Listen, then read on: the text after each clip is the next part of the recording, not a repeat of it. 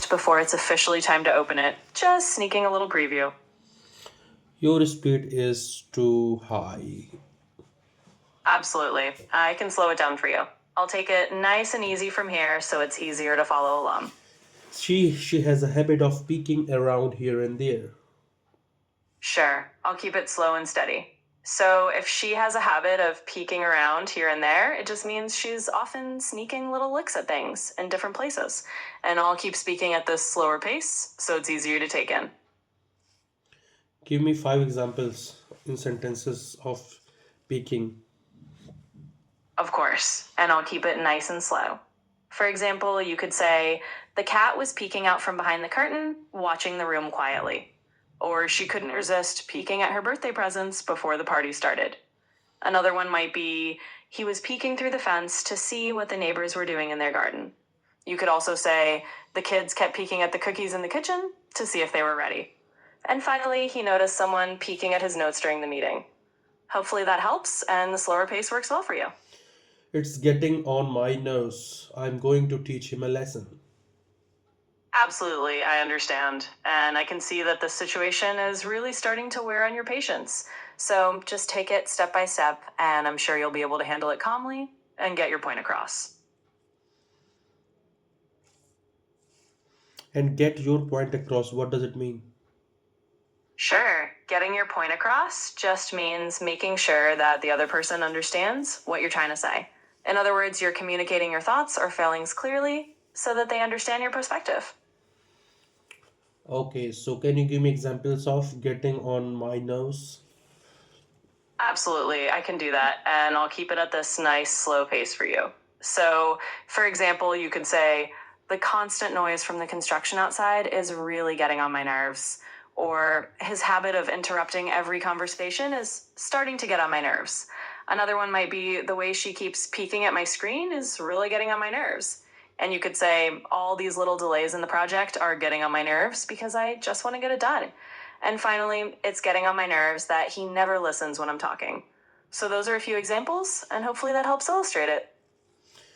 Use 0.5x speed. Absolutely. I'll slow it down even more. So let's go at about half speed. That way it's super easy to follow. If something is getting on your nerves, it's just really bothering you and you're feeling more and more annoyed. Hopefully that pace is a little easier to listen to. Give me three examples of getting on my nerves. I'm getting on my nerves. Of course, I'll keep it at this slower pace for you. For example, you might say, the constant buzzing of that alarm is really getting on my nerves. Or it's getting on my nerves that he keeps tapping his pen during the meeting. And another example could be, the way she leaves her stuff all over the place is starting to get on my nerves. Hopefully that helps, and it's easy to follow. What is the meaning of it had been a short while when a net suddenly fell on all three of them? Sure, let me break that down for you. So, when you say it had been a short while, it just means a little bit of time had passed. And then a net suddenly fell on all three of them means exactly that. Out of nowhere, a net dropped down and caught all three people. So, basically, after a short time, all of them got trapped under a net. What is the difference between after a short while and after a while? Sure, let's break that down. When you say after a short while, it usually means just a small amount of time has passed, maybe a few minutes or a brief period. On the other hand, after a while is a bit more general and can mean a longer, more undefined amount of time. So it's a little vaguer. In short, after a short while is more specific, and after a while is more flexible and vague. Look, either you or I will prank the forest dwellers, and the other will simultaneously be at another place with a different group. What is the meaning of that? Sure, let me break that down for you. Basically, what that means is one of us is going to play a prank on the people who live in the forest. At the same time, the other one of us will be somewhere else with a different group of people doing something else entirely. So, in other words, we're splitting up and one person is doing the prank while the other person is off in a different location with another group. What are dwellers? Dwellers just means people or beings who live in a particular place. So if you say forest dwellers, you're talking about the people or even animals that live in the forest. It's just a way of saying the inhabitants of a certain area. How can I use the word dweller? Absolutely. I can give you a few examples for that. For instance, you could say something like, the city dwellers were used to the hustle and bustle of urban life. Or you might say, the cave dwellers had lived in that mountain for generations. Basically, you just pair dweller with whatever place you're talking about, like forest dwellers, city dwellers, or even desert dwellers, and it just means the people or creatures who live there. If someone says, yes, it's a dumb but with that cap and glasses on, what does it mean? Sure, let me explain that. Basically, if someone says, yes, it's a dumb rule, they're just admitting that a certain rule is kind of silly or doesn't make much sense. And when they add, but with that cap and glasses on, they mean that even though the rule is silly, it might actually work or be enforced if someone is wearing a disguise, like a cap and glasses. So, in other words, it's a silly rule, but in that kind of disguise, it might still come into play. What is the meaning of the cap and glasses on? Sure. So when someone mentions a cap and glasses, they're usually talking about a simple disguise, like wearing a hat and a pair of glasses to change how you look, so maybe people don't recognize you as easily. It's kind of a classic simple disguise you see in cartoons or movies. So that's all it means, just a little disguise using a hat and glasses. Give me five examples of that. Absolutely. I'll give you 5 examples of how we might use that idea of a cap and glasses disguise. For instance, you could say, he put on a cap and glasses so no one would recognize him at the party. Or she wore a cap and glasses as a disguise to sneak past the reporters. Another example might be in the old movie, the detective just put on a cap and glasses to go undercover. You could also say he thought a cap and glasses would be enough to fool his friends. And finally, they joked that just wearing a cap and glasses made them feel like a secret agent in disguise. So, those are a few different ways you could use that idea. She wore a cap and glasses as a disguise to sneak past the reporters. What is the meaning of sneak? What is the meaning of disguise? And what is the meaning of past here? And your speed should be like my speed. Absolutely. I'll match your pace and slow it down. So, in this context, past just means moving beyond something or getting by something. So, sneaking past the reporters means getting by them without them noticing. And I'll keep this nice and slow, just like you're speaking. Can you use disguise in another sentences? Absolutely. I'll keep it at the slower pace. So, for example, you could say he wore a disguise so that nobody would recognize him in the crowd. Or the spy changed her disguise multiple times to avoid being caught. Another example might be for the costume party, he came in a funny disguise that made everyone laugh. So, those are a few ways you can use disguise in a sentence. What is the meaning of disguise? Absolutely, and I'll keep it nice and slow. So, a disguise is basically something you wear or do to change your appearance so that people won't recognize you. It could be a costume or just something like a hat and glasses, like we talked about. Basically, it's a way to hide who you really are for a little while.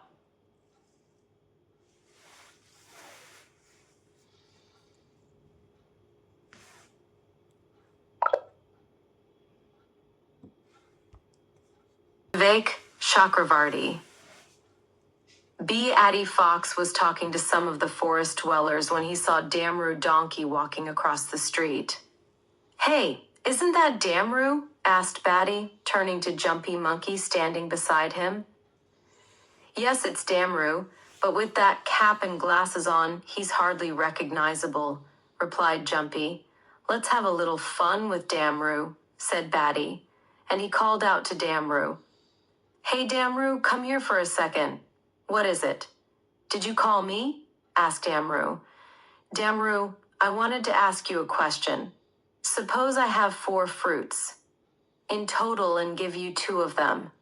Then tell me, how many fruits are there altogether? Asked Batty. 2 fruits, Damru replied, and Batty burst out laughing. Did you all hear that? Look how silly Damru is. I gave him 2 fruits, and I still have 2, so that makes 4 in total, but he says 2, Batty said, laughing. You're the fool, not me. If you give me fruits, I won't just keep them, I'll eat them immediately. So only 2 fruits will be left, Damru said and walked away. Just look at that, laughed Jumpy. Batty wanted to make fun of Damru, but Damru ended up making fun of. The other forest dwellers laughed too, causing Batty to grow annoyed with Damru. On the other side of Champakvan, Damru was at home. He opened the door when he heard the doorbell ring. Ah, Jumru, it's you. Come in, I was waiting for you. I hope you didn't have any trouble finding the house, Damru said. No trouble finding the place, Jumru said with a laugh. But one of your friends mistook me for you on the way and tried to mess with me. I gave him such a reply, he won't forget it. That must have been Batty. He loves teasing everyone, must be. But I'm surprised no one recognized me. Everyone thought I was you. Jumru, you and I look quite alike. And on top of that, you were wearing a cap and glasses, so it's only natural that the forest dwellers got confused.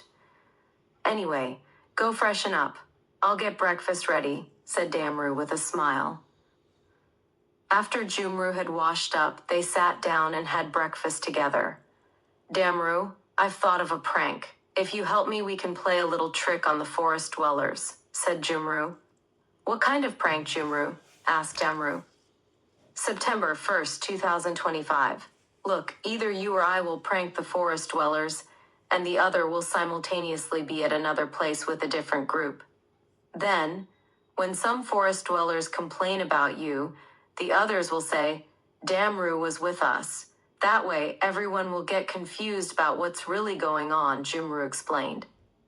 The idea is good, but no one should get hurt by our prank. Don't worry, no one will be harmed by our prank. Damru, why don't you go outside right now, and I'll stay at home and talk to some forest dwellers, Jumru suggested. Jumru, you're very naughty.